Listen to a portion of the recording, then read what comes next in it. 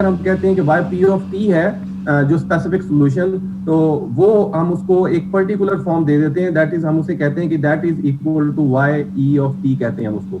अब हम उसके रिस्पॉन्स को स्पेसिफाई करने लगे हैं, जो गिवन था k into e of 3 of t, हम उसको जब specifically y p of t में स्पेसिफाई कर रहे हैं with respect to the output specify कर रहे हैं, तो हम उसको कह रहे हैं y e 3 of t।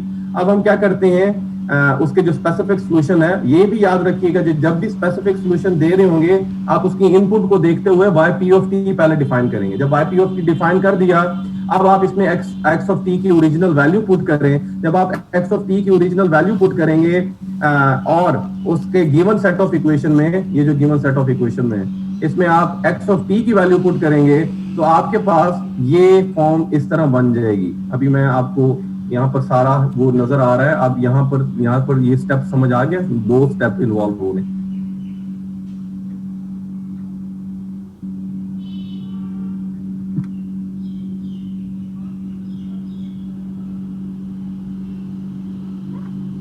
dy by dt plus 2yt is equal to x of t था। x of t की वैल्यू गिवन है, और क्योंकि हमने स्पेसिफाई कर दिया है t ग्रेटर देन 0 के लिए, तो इसलिए फिर हम उसको स्पेसिफाई कर रहे हैं k e 3t लिख दिया। dy by dt की जगह आ जाएगा हमारे पास 3 इंटू y e 3t। ये क्यों आ रहा है 3y इंटू 3t, ये पता होना चाहिए यार आप लोगों को। सर डेरिवेटिव लिया हुआ है, ठीक है, प्लस, हाँ ठीक है, प्लस 2y e 3t आ गया हमारे पास। ठीक है, ये क्यों आ रहा है, क्योंकि वो पर्टिकुलर सॉल्यूशन में y pt हमने पुट किया होता है, एक particular solution is equal to k e 3t आ गया। ये जो मैंने अब हाईलाइट किया, ये समझ आ गया? Yes sir. ओके, अब आप अगले उसमें मूव करते हैं हम। अब आप गौर से देखें कुछ फैक्टर्स, अब सिर्फ मैथमेटिकल वाला पार्ट इन्वॉल्व हो गया। हम कहते हैं कि e 3t हम कैंसिल कर देते हैं ऑन बोथ साइड्स। कैंसिल हो जाएंगे, नहीं हो जाएंगे? कॉमन ले लेफ्ट साइड से हो जाएंगे। ठीक है, हो गए, कॉमन लिया और फिर दोनों साइड से कैंसिल हो गए। अब हम कहते हैं कि जो हमने ऑब्टेन किया रिजल्ट, वो ये ऑब्टेन किया। ये मैथमेटिकल का पार्ट है, अब you have to solve it. y is equal to k by 5। अब जब k by 5 आ गया, now you gonna put it in this one, और ये रिजल्ट आ गया। अब पर्टिकुलर सॉल्यूशन जो आपने जेनेरिकली डिफाइन किया था, उसमें आपकी स्पेसिफिकल जो इनपुट आई थी उसके हवाले से आपने उसका पर्टिकुलर सॉल्यूशन को करेक्टराइज कर दिया। लेकिन यहाँ पर अकेला अभी सॉल्यूशन करेक्टराइज नहीं हुआ इस ओवरऑल इसके सिस्टम का। इसके साथ हमने अब क्या फाइंड करना है, अब हमने फाइंड करना है y h of t। अब हम कहते हैं जब हम y h of t करेंगे करेक्टराइज, तो हम कहते हैं कि हम एक हाइपोथेसिस कह लें या हम पूरे इस चैप्टर में हम करेक्टराइज करेंगे जो डिफरेंशियल इक्वेशंस के हवाले से y h of t, वो करेक्टराइज करेंगे इसके साथ a into l e s of t के साथ। अब इसमें क्या होता है, a जो है वो कोई एम्पलीट्यूड बता रहा है, और e जो है s of t that will gonna describe you N exponential. तो जो होमोजीनियस सेट ऑफ इक्वेशंस में हम अगर सॉल्यूशन को करेक्टराइज करने जा रहे होते हैं डिफरेंशियल के हवाले से उसके सॉल्यूशन को, तो हम कहते हैं कि वो इस को करेक्टराइज करेंगे। अब हम क्या करेंगे, हमें पता है कि हमने कहा था कि for homogeneous solution, this homogeneous solution characterise करना चाहिए इस इक्वेशन को, दिस इक्वेशन को। तो हमने इसमें पुट कर दिया ये वैल्यू,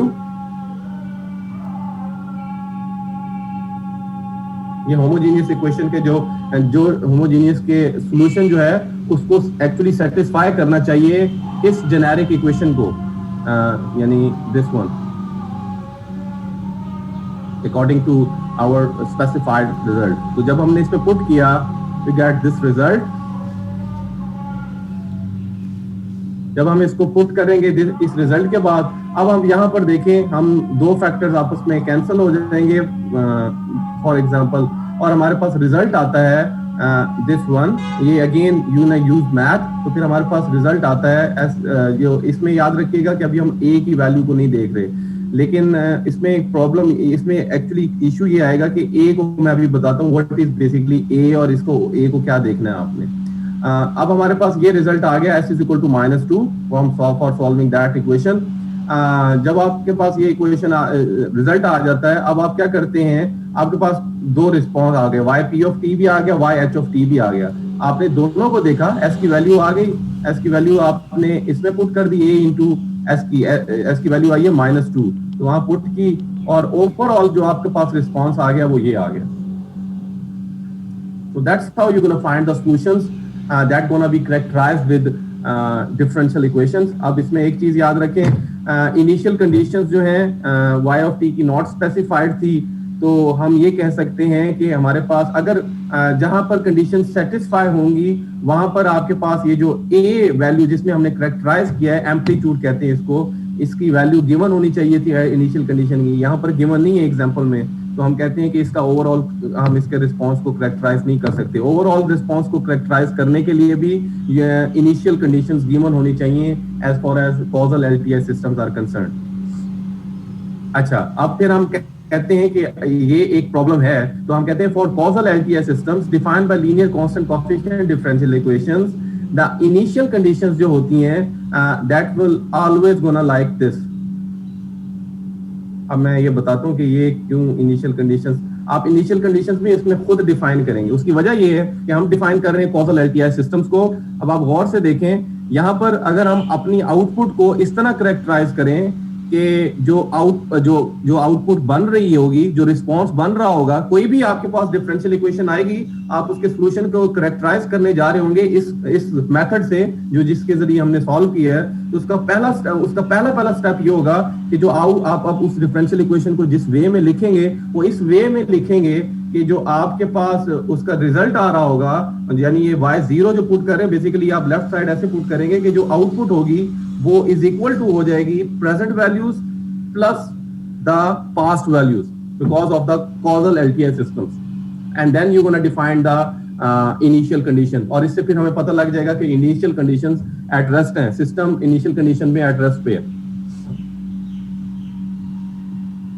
अब आप गौर से देखें, अब इसमें आप क्या कहते हैं कि क्योंकि हमारे पास इनिशियल कंडीशन में कॉजल के रिस्पेक्टिव y0 जो है वो 0 है, सो दैट्स व्हाई अगर आप y0 इधर पुट करेंगे you will get this result, और आपके पास जो सॉल्यूशन आएगा then this gonna look like this.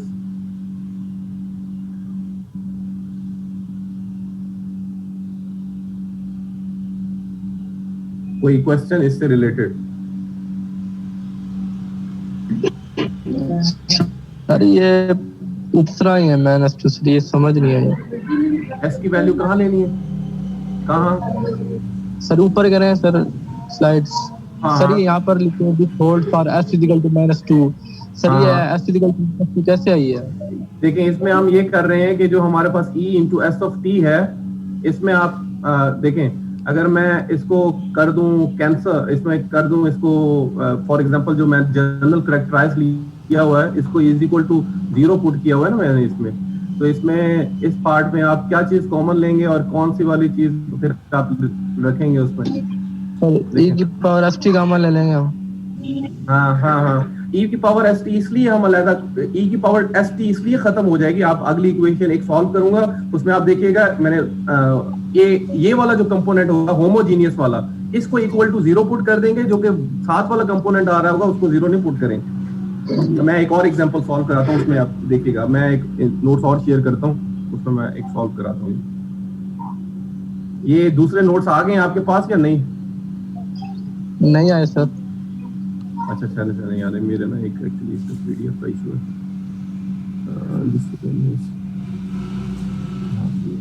अब आप एक और एग्जांपल हम सॉल्व करते हैं. मैं इसको जर्नल करेक्टराइज करके आपको बताता हूँ चीजें. देखें ये अब नोट्स आए होंगे आपके पास. Yes sir. आ रहे? Yes sir. इसमें मैंने आपको एक्चुअली समझाया था एक चीज,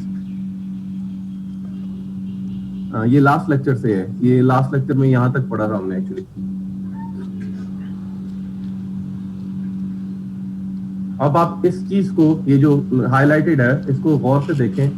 मैं क्या कहने की कोशिश कर रहा हूँ, क्या आप इसमें अब ले लेंगे आंसर? समझ आइए कि कैसे मैंने s+2 का आंसर दिया सर समझ आ गया. ये मैंने, अब हम जाते हैं क्या कहते हैं एक और एग्जांपल की तरफ. फॉर एग्जांपल अब आप और से देखें, यही इसी को सॉल्व करते हैं जो गिवन आपके सामने आ रहा है। ये एक first order differential equation given है, दिस वन।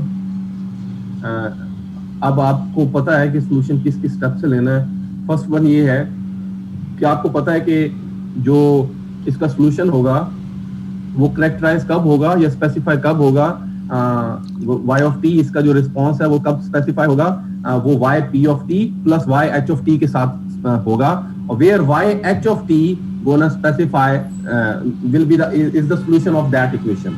तो हम y h ऑफ t की जो जनरल इक्वेशन है उसको लिखते हैं, और फिर हम कहते हैं y h ऑफ t जो होगा वो हमारा होता है कुछ a into S E S of t होता है। अब आप पुट करते हैं जब उसमें, तो आपके पास डेरिवेटिव के हवाले से ये आता है a s into S of t plus a into E S of t। ये कैंसिल हुए, a s प्लस a आ गया, और आपके पास y h ऑफ t आ गया a e minus a t, s की वैल्यू पुट कर दी, वहां हमने -2 ली थी, यहाँ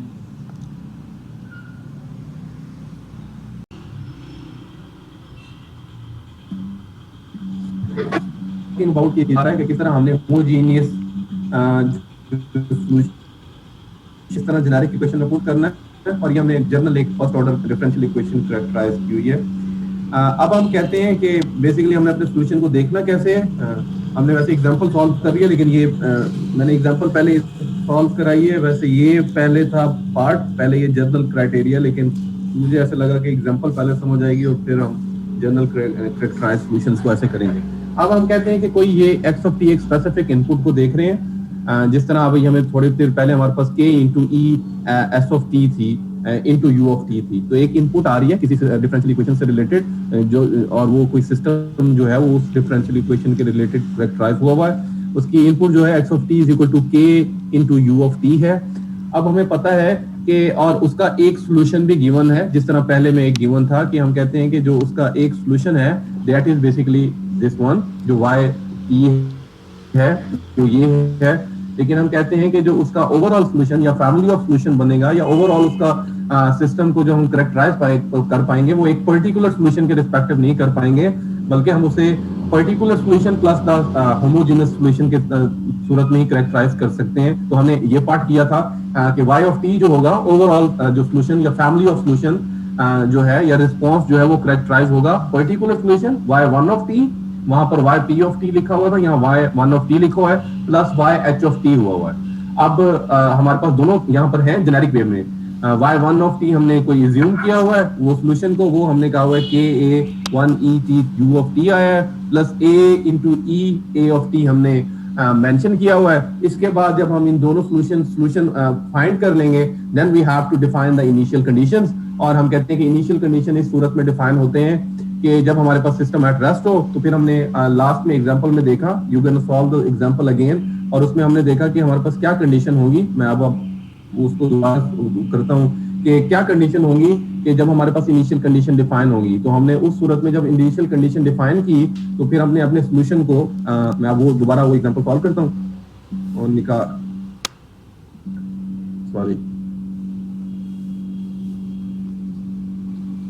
तो हमने फिर क्या किया कि हमने जब सॉल्यूशन ओवरऑल आ गए हमारे पास, फिर हमने कहा कि अब हम क्या करते हैं, इसको ओवरऑल इसके इनिशियल कंडीशन को कैसे डिफाइन करते हैं। हमें इनिशियल कंडीशन किस तरह डिफाइन करनी पड़ेगी। हम कहते हैं कि जो सिस्टम था वो y ऑफ 0 पे 0 है।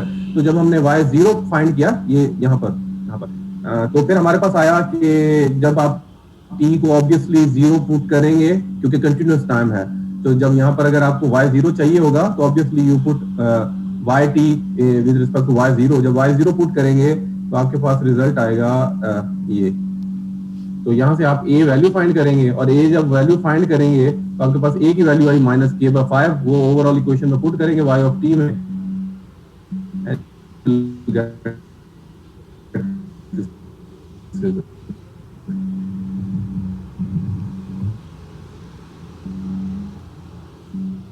समझाइए। अब अगर मैं कोई डिफरेंशियल इक्वेशन से रिलेटेड जो रिकमेंडेड प्रॉब्लम है उनको सॉल्व कर लेंगे इन स्टेप्स को यूज करते हुए।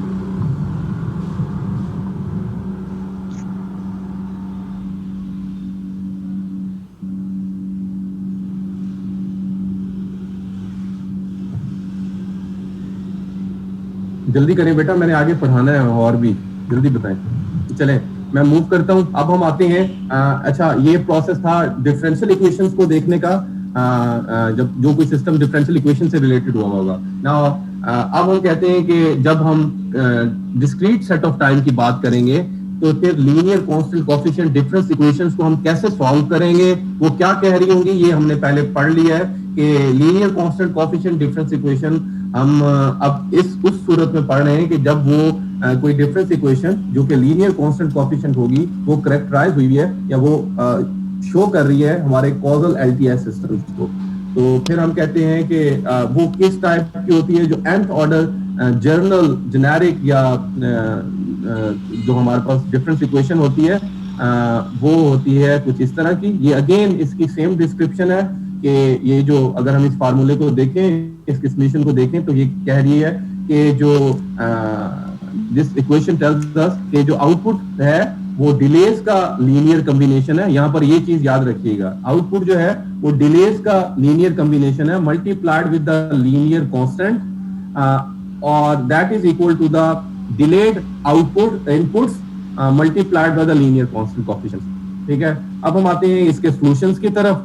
तो इसका सॉल्यूशन का भी सेम प्रोसेस है। अगेन आपको याद होना पड़ेगा कि ऑब्वियसली अपने किसी भी जो सिस्टम ऑफ डिफरेंस इक्वेशन को जब हम ओवरऑल उसके सॉल्यूशन को करेक्टराइज करने लगेंगे या स्पेसिफाई करने लगेंगे तो हम उसके एक सॉल्यूशन के हवाले से या उसके पर्टिकुलर सॉल्यूशन के हवाले से उसको ओवरऑल करेक्टराइज नहीं कर सकते। उसके ओवरऑल करेक्टराइजेशन के लिए हमें होमोजीनियस सॉल्यूशन चाहिए होगा।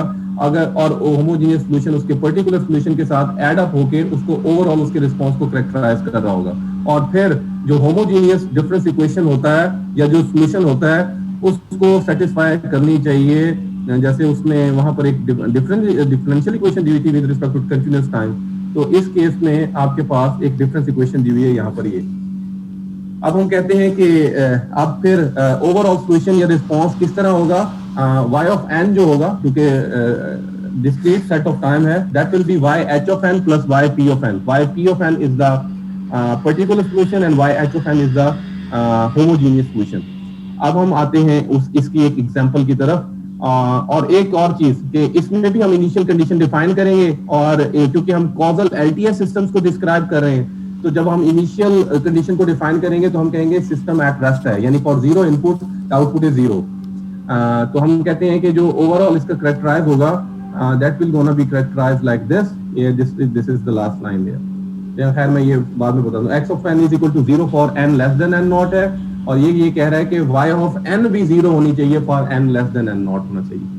अब हम कहते हैं for zero input we have a zero output. अब हम कहते हैं एक एग्जांपल सॉल्व करते हैं जिससे हमें प्रोसीजर समझ आए कि हमने डिफरेंस इक्वेशंस के मॉडल्स को जो करेक्टराइज कर रहे हैं उनको कैसे सॉल्व करना है। ये एक डिफरेंस इक्वेशन है, इसमें y ऑफ n है माइनस डिफरेंस इक्वेशन सॉल्व करेंगे तो आप इसके इनिशियल कंडीशंस को स्टार्ट में ही देख लेंगे। वो कैसे देखेंगे अब आप गौर से देखें। यहाँ पर ये इक्वेशन थी, ये इस तरह लिखी हुई थी, हमने इस इक्वेशन को ऐसे लिख दिया। वहां तो हमने आखिर में जाके इनिशियल कंडीशंस को या इनिशियल वैल्यूज को जो है वो for difference equations are concern. अब आप गौर से देखें इसमें क्या है, y of n is equal to 1/2 y n minus 1 plus x of n है। अब जब आप कॉजल को समझते हैं तो आपको पता है कि कॉजल जो है अगर हम इसको आउटपुट को ऐसे लिख दें इस गिवन इक्वेशन में से तो हमें ये बता रही है कि जो आउटपुट को हमने लिख दिया फ्रॉम लेफ्ट हैंड साइड पे y ऑफ n दिया है वो राइट हैंड साइड पे अगर आप गौर से देखें तो वो ये बता रहा है कि जो आउटपुट का previous value plus present value of input, so that's going to describe the causality actually as well। समझ आइए इसकी।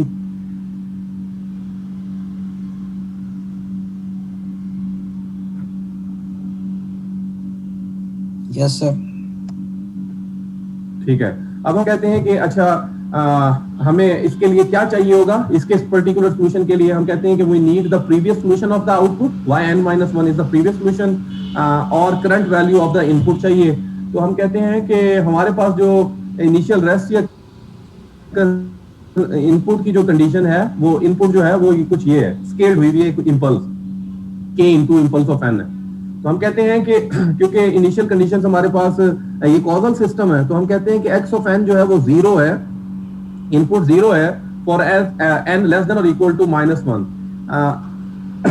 कोई बच्चा मुझे बता सकता है कि ये n लेस देन और इक्वल टू -1 क्यों किया? हालांकि वहां लिखा होता n लेस देन और इक्वल टू n नॉट। देखें इंपल्स ऑफ n डिफाइन होगी 0 पे। 0 पे वैल्यू होती है इंपल्स ऑफ n की, जो गिवन एक्चुअली इनपुट है, उसमें गिवन है स्केल्ड कोई इनपुट इंपल्स ऑफ n। ये जो इंपल्स ऑफ n है ये 0 पे डिफाइन होती है। तो जो हम कहते हैं, हम इनिशियल कंडीशन को डिफाइन करने लगे हैं, वो हम ये कहने लगे कि x ऑफ n 0 होगा फॉर n लेस देन और इक्वल टू -1। 0 पे नहीं करना आप। और वो ये बता रहा है कि अगर x ऑफ n 0 है तो फिर y ऑफ n भी 0 है फॉर n लेस देन और equal to -1। That was the causal definition as well, initial rest condition as well। तो हमें फिर यहाँ भी ये पता लगा कि जो इससे हमें ये पता लगता है कि जो प्रीवियस वैल्यू ऑफ y -1 है that is also equal to 0। तो अब हम क्या करेंगे, अब हम इसे सॉल्व करते हैं। अब हम कहते हैं कि इनिशियल कंडीशन के रिस्पेक्टिव हमने इसे सॉल्व किया, तो यहाँ y 0 पुट करेंगे तो हमारे पास आया 1/2 y ऑफ n की वैल्यू 0, यहाँ n को हम 0 ले रहे हैं, y 0 और फिर x ऑफ n। अब आप गौर इधर देखें, y -1 को इसीलिए हम यहाँ डिफाइन कर रहे हैं कि y -1 भी कोई प्रीवियस वैल्यू ऑफ आउटपुट है। प्रीवियस वैल्यू जब हमने इनिशियल कंडीशन को डिफाइन कर दिया, आल्दो के कॉजलिटी देख रहे थे, लेकिन जब इनिशियल कंडीशन को डिफाइन तो वो 0 है, तो ये हो गया 1/2 इंटू y -1 जो कि एक्चुअली 0 है, plus x of 0। x of 0 जो है आपके पास, आपको पता है कि इंपल्स ऑफ n जो होती है वो 0 पे 1 होती है। तो जो आपके पास यहाँ पर ओवरऑल इस इक्वेशन में वैल्यू आई, k कैसे आया, ये मैं नीचे इसलिए रखा हुआ ताकि दोनों आपके सामने हो, इक्वेशन 2.46 भी और फिर ये जो हाईलाइट किया हुआ वैल्यू, कि किस तरह हमने यूजिंग इनिशियल कंडीशन ये वैल्यू ली है y ऑफ 0 की। समझ आइए?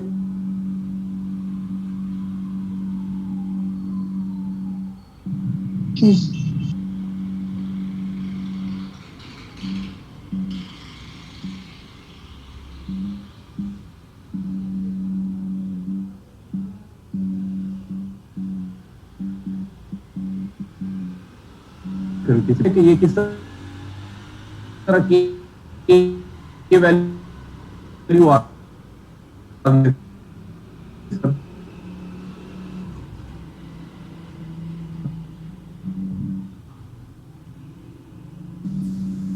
ये सब समझ नहीं आई क्या?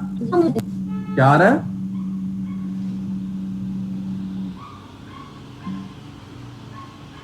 सर हम अभी देखकर सर हम आपको मुझ तक आपकी आवाज क्लियर नहीं आ रही। फरूक हफीज एक समझे कैसे?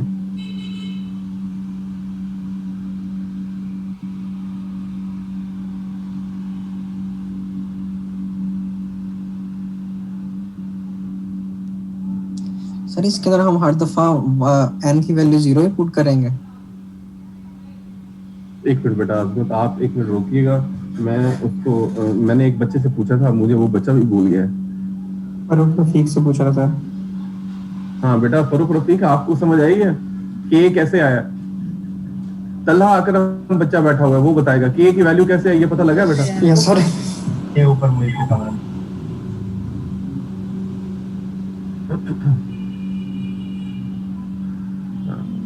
हाँ, मैंने फरूक रफीक बच्चे से पूछा था। बेटा फरूक रफीक आप यहाँ पर हैं या बस वैसे ही कहीं वीडियो लगा के चले गए?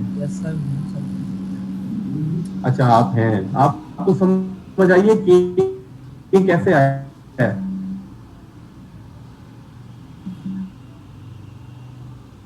No sir. अच्छा देखिए, अब आप वो क्वेश्चन करें। ये कोई बच्चा क्वेश्चन कर रहा था, मेरा अजमत एक। यस सर, ये हमेशा हम n वैल्यू पुट करेंगे इनिशियल कंडीशन के लिए। नहीं, वही वो तो बता रहा हूँ। ये डिफरेंस इक्वेशन है, इसकी डिफरेंस इक्वेशन की थ्योरी समझ आ जो मैं पहले बता रहा था। चले मैं एग्जांपल सॉल्व कराता हूँ। ये डिफरेंस इक्वेशन है, हमने इसको अकॉर्डिंग टू द कोई भी डिफरेंस इक्वेशन है उसको आपने इस तरह अगर ले लेंगे, यानी इसकी इस कंडीशन के रिस्पेक्टिव, तो इसमें जो आपके पास कॉजालिटी की डेफिनेशन है वो पूरी हो जाएगी। यानी कोई भी डिफरेंस इक्वेशन गिवन होगी, आप उसको कॉजालिटी के हवाले से उस पुट कर देंगे, और ऑब्वियसली आप उसमें y ऑफ n की वैल्यू ले रहे होंगे। और उसको इस तरह कंप्यूट करेंगे कि जो इक्वल टू राइट साइड हो जाएगी, that will be equal to the past values of the output plus the present value of an input. तो कॉजैलिटी डिफाइन हो जाएगी। सेकंड केस में आप क्या करेंगे, अब हम आते हैं कि ये इनिशियल कंडीशन कैसे पुट करनी है। अब हम देख रहे हैं कि हम कहते हैं कि जो इनिशियल रेस्ट कंडीशन पे हम इनपुट देख रहे थे, अब जो कोई फोर्स इनपुट पुट कर रहे थे वो है कोई k इंटू डेल्टा एन, और हमने अब रिस्पॉन्स देखना है पर्टिकुलर। अब हम कहते हैं कि इनिशियल कंडीशंस कैसे डिफाइन करेंगे भाई इस स्पेसिफिक इनपुट के रिस्पेक्टिव। हमने कहा कि क्योंकि ये कॉजल हैं, एलटीएस सिस्टम्स हैं, तो हम इनमें इनके जो डिफाइन वो ये होगा, for zero input we have the zero value, यानी इनिशियल रेस्ट है ये। इसमें इनिशियल जितनी डिफरेंस होगी या बेसिक डिफरेंशियल होगी, उसमें जो हम चीज देख रहे होंगे वो देख रहे होंगे कि सिस्टम इनिशियली एट रेस्ट है। उसका मतलब ये होगा for zero input we have zero output. अब फॉर जीरो इनपुट और zero output as far as this case कैसे होगा कि x of n is equal to zero है फॉर n लेस देन और इक्वल टू -1। अब ये n लेस देन और इक्वल टू -1 ही क्यों किया है, फॉर n लेस देन और इक्वल टू 0 क्यों नहीं किया?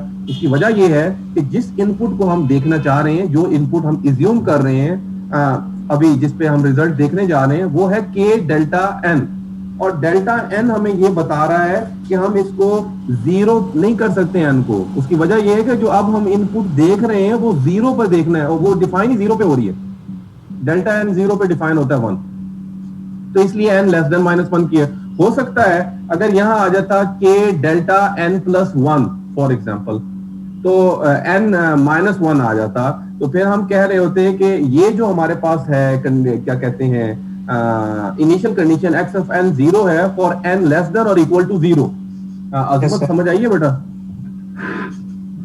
Yes sir. ओके, अब फिर हम कहते हैं कि इनिशियल रेस्ट में ये होता है कि इसके लिए 0 होगा और उसके मुताबिक y ऑफ n भी 0 होगा फॉर n लेस देन और इक्वल टू -1। इनिशियल रेस्ट का मतलब ये होता है जो आउटपुट अगर 0 है तो इनपुट उस वैल्यूज के लिए 0 है, so that we have an initial condition. और इससे फिर हमें ये पता लगा कि जो y -1 है वो 0 होगी। वो y -1 कैसे 0 होगी? क्योंकि जो फिर past value of the y0 जो है वो हमारे पास y ऑफ n 0 आ रहा है, तो y -1 जो है हमारे पास जो वैल्यू होगी वो 0 होगी।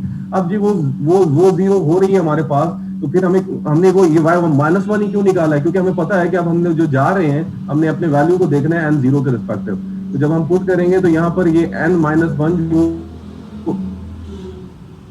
ये ऑब्वियसली -1 पॉइंट। अब हम देखते हैं कि y n ग्रेटर देन और इक्वल टू 0 के लिए हमारे पास क्या वैल्यू आती है, तो हम देखते हैं कि y 0 और जो जिस वैल्यू के भी हम देखने जा रहे हैं 0 इज इक्वल टू 1/2, y 0 पे देख रहे हैं हम 1/2 y -1 plus x of 0 is equal to k आ गया। ये किस तरह आया? यहाँ पर आपने y n की जगह n को 0 पुट करना है। यहाँ y ऑफ 0 आ गया 1/2 y n 0 है, और यहाँ y -1 आ गया प्लस x ऑफ 0 है। अब आप x ऑफ 0 देखें, x ऑफ 0 अगर आप यहाँ देखते हैं इसमें, तो आपको पता है कि यहाँ पर आप x ऑफ 0 में x ऑफ 0 निकालने लगे तो ये k इंटू डेल्टा 0 होगा, और k डेल्टा 0 जो होता है वो 1 होता है। तो जब आपके पास यहाँ से वैल्यू आ जाएगी k, और यहाँ अभी हमने इनिशियल कंडीशन में ये वाली y -1 इक्वल टू 0 कर दिया, तो 1/2 इंटू y -1 0 हो गया प्लस k 0 आ गया। सिर्फ ये वाली वैल्यू आ गई, that is equal to k actually. समझ आई? Yes sir. ओके, अब हम आते हैं, अभी हम यहाँ पर ओवरऑल सिस्टम हमारा अभी करेक्टराइज नहीं हुआ। अब हम कहते हैं कि भाई y1 कैसे आना है। ये देखें, ये याद रखें वो डिफरेंशियल्स थे, लेकिन ये डिफरेंस है, तो हमने किस तरह सॉल्यूशन लेना है बेसिकली। अब y1 आ गया, y1 आ गया, तो y1 जब ये वहां से वैल्यू देखना शुरू करेंगे, अब हम जहां से हमारा इनपुट डिफाइन होना शुरू हुई है, तो y1 आ गया, फिर y2 आ गया, और ये आप पुट करते जाएंगे ना आप, तो आपको अब गौर मैं एक वैल्यू करा देता हूँ, फिर अगली वैल्यू खुद ही देखते जाइएगा। y1 पुट करें आप इसमें, तो आपके पास इस इक्वेशन में y1 पुट करेंगे तो that will B 1/2 into y0 plus x of 1। x of 1 जो है आपके पास बेसिकली x ऑफ 1 देखना हो, x of 1 into k delta 1। क्या डेल्टा 1 की वैल्यू क्या होती है बेटा?